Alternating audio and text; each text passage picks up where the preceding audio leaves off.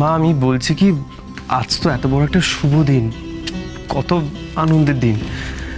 আজ না হয় বিচারটা নাই বা করলে। দেখো মা, যা হবার তো হয়ে গেছে। আর আমার মনে হয় এটা যে করেছে সে তো ভেবে করেনি, ছেলে মানুষই করেই করেছে। নাহলে সে বুঝতো এরকম একটা ঘটনার জন্য তুমি কতটা কষ্ট পাবে।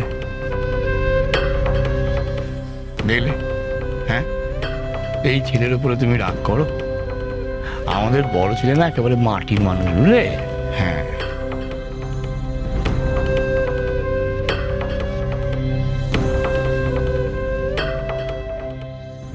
আবার কি কাণ্ড হলো? সবাই এমন করে দাঁড়িয়ে আছে কেন? সময় তুই দোকান থেকে এসে গেছিস রে বা? দেখ না, বড় বৌমার সঙ্গে হিংসে করে বাড়ির কেউ আমাদের পরিবারের মুখে চুনকালি মাখিয়েছে। আমার মা তো একবারে হিট করে ছেড়েছে জানি। শুন রে বাচ্চা, তোর মা চোর ধরতে বেরিয়েছে।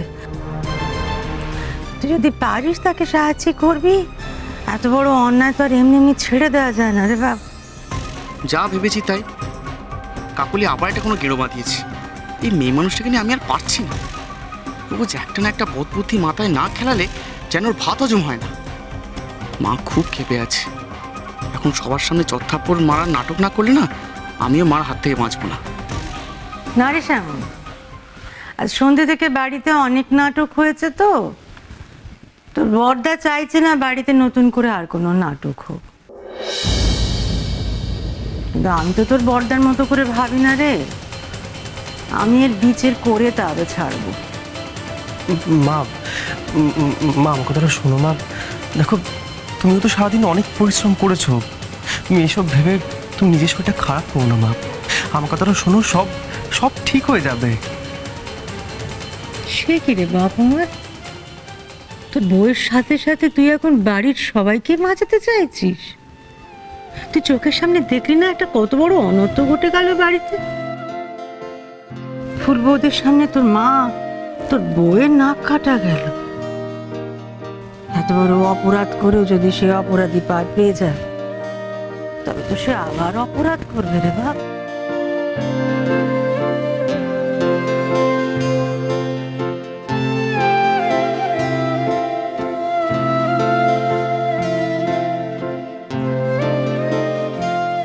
মা, মা আমি তোমায় কথা দিচ্ছি, আর কেউ এমন করবে না। আমি তো এই বাড়ির বড় ছেলে। এই সংসার বেঁধে রাখতে বড়কেই তো সব থেকে বড় ত্যাগ করতে হয় মা। সবচেয়ে বেশি দায়িত্ব নিতে হয়। তুমি তো আমাকে শিখিয়েছো মা। আমি কি করে ভুলে যাই বলো তো?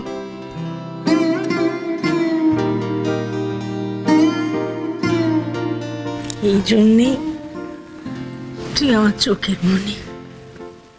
এই একটা কথাতেই কেমন করে মায়ের বুকের আগুন সব নিভিয়ে দিলি রে পা।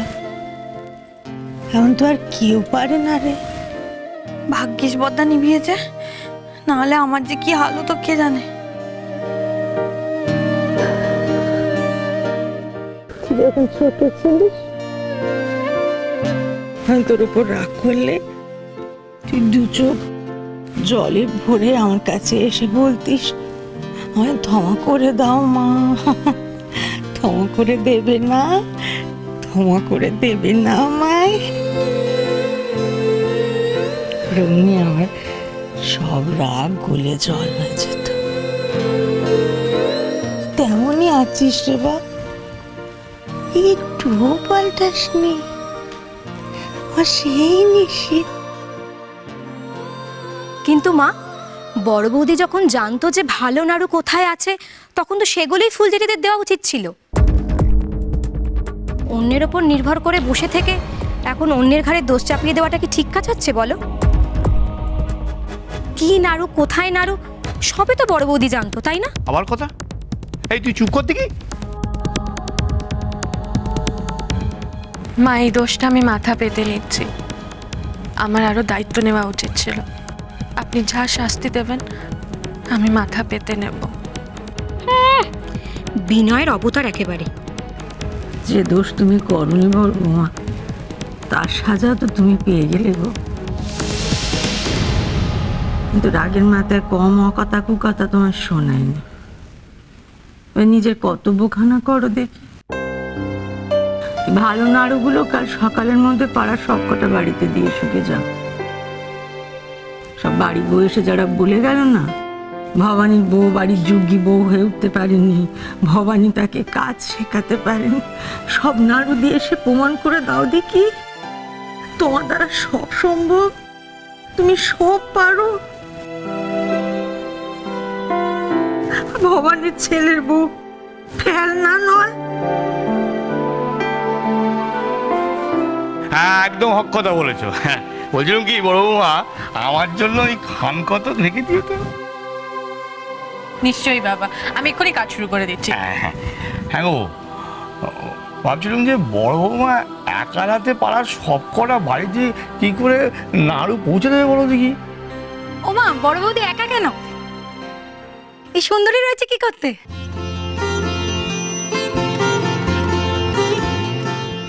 এই তো আমি আছি না বড়বাবু, তুমি শুধু বলো কি করতে হবে, সব করে দাও। এলেন সপ্তকাণ্ড রামায়ণ শেষ হওয়ার পরে এলেন সীতারাম। বড় বৌমা বলে একা সব কাজ করতে করতে হিমশিম কাটছে, উনি এতক্ষণে এলেন বড় বৌমাকে সব কাজ থেকে উদ্ধার করতে। দূর হতে পারার মুখে, আমার চোখের সামনে থেকে দূর হ।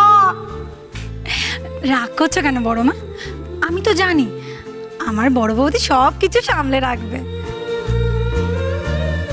আর তুমি বলো তো বড় মা, তোমাদের ছাড়া কি এই সুন্দরী চলবে, না এই সুন্দরী ছাড়া তোমাদের চলবে? হ্যাঁ,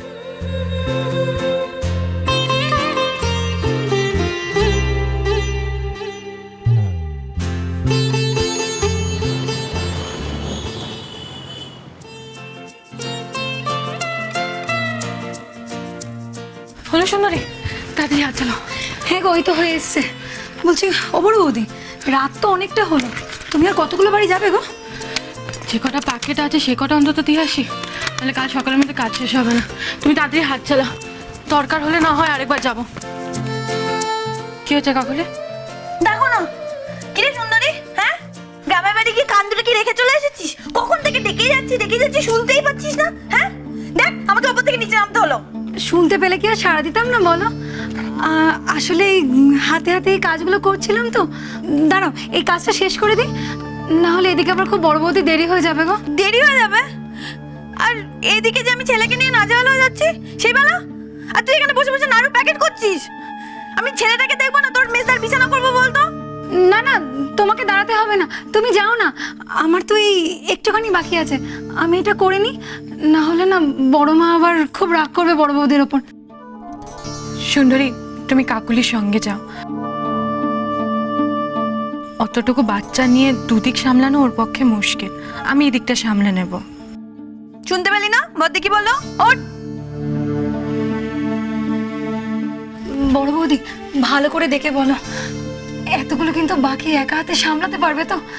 রাত কিন্তু অনেকটা হয়েছে। তুই পারবে তো? পারবো, তুমি যাও যাও। চল।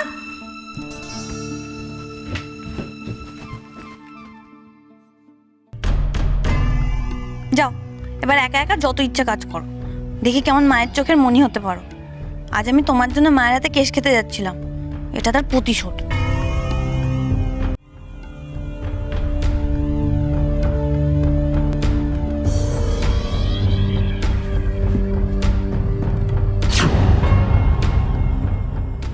কি বড় বৌমা, তোর কাজ এখনো শেষ হয়নি? না মা, খুব একটা বাকি নেই, আসলে সবার বাড়ি থেকে কথা বলতে হচ্ছে তো, নাহলে ওরা কি মনে করবে তাই। সুন্দরী কোথায়?